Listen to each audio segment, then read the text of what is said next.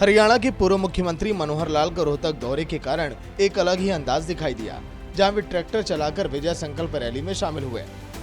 इस दौरान उनके साथ वित्त मंत्री जेपी दलाल, राजस्थान के तिजारा से विधायक बाबा बालकनाथ, राज्यसभा सांसद रामचंद्र जांगड़ा, बीजेपी के प्रदेश उपाध्यक्ष सतीश नांदल और पूर्व मंत्री मनीष कुमार ग्रोवर, रोहतक लोकसभा से बीजेपी प्रत्याशी डॉक्टर अरविंद शर्मा सहित तमाम दिग्गज मौजूद रहे। कार्यक्रम में शामिल होने के बाद पूर्व मुख्यमंत्री मनोहर लाल ने जनसभा को संबोधित किया, जिसमें उन्होंने बीजेपी प्रत्याशी के पक्ष में वोट करने की अपील की। जिसके बाद उन्होंने मीडिया को भी संबोधित किया और कांग्रेस के घोषणा पत्र पर जमकर हमला बोला।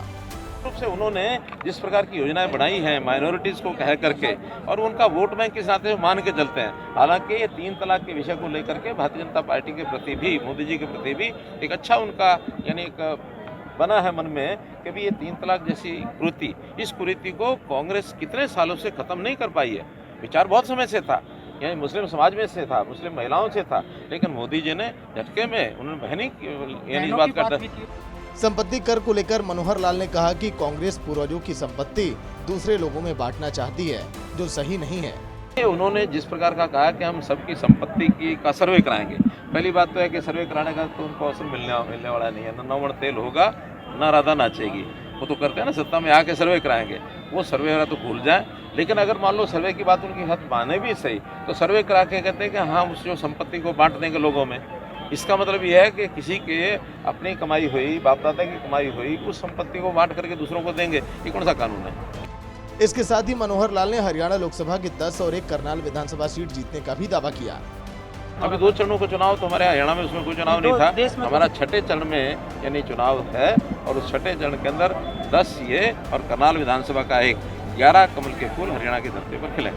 इसके बाद मनोहर लाल सोनीपत के गांव मूर्थल पहुंचे, जहां वे विजय संकल्प रैली में शामिल हुए और जनसभा को संबोधित किया, जिसमें उन्होंने एक बार कांग्रेस पर फिर हमला बोला और कहा कि चुनाव से पहले ही कांग्रेस के अंदर खाने में बौखलाहट दिखनी शुरू हो चुकी है।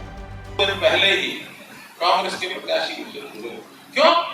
घर के अंदर झगड़े बहुत हैं, कहीं झगड़े ज्यादा हैं, जहाँ थोड़ा 2-4 नेता ज्यादा है, और जहाँ हार का तंग कर रहा है विषय, वहाँ उनको चुनाव लड़ने वाले कोई नहीं मिल रहे। सौदेबाजियां हो रही हैं कि खर्चा कौन देगा, पार्टियों कहते इतना खर्चा लगेगा, वो कहते हैं कम है, ज्यादा दो, पार्टी कहता है कम लो।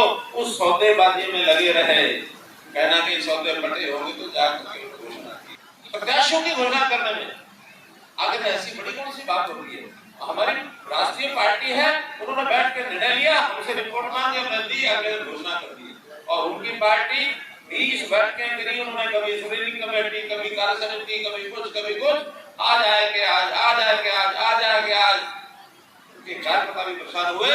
लेकिन ये उनके घर की बात है, समझ कुछ नहीं करना। लेकिन ये बौखलाहट हार की। मनोहर लाल ने कहा कि बीजेपी को जीत दिलाने में मोदी की अहम भूमिका और उसके बाद राहुल गांधी की अहम भूमिका है।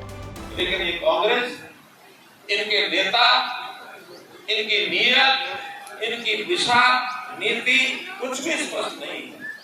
मैं तो मजाक में कहा करता हूँ कि भारतीय जनता पार्टी को इतनी बड़ी जीत दिलाने में सबसे पहले अगर किसी को श्रेय जाता है, वो जाता हमारे नेता को।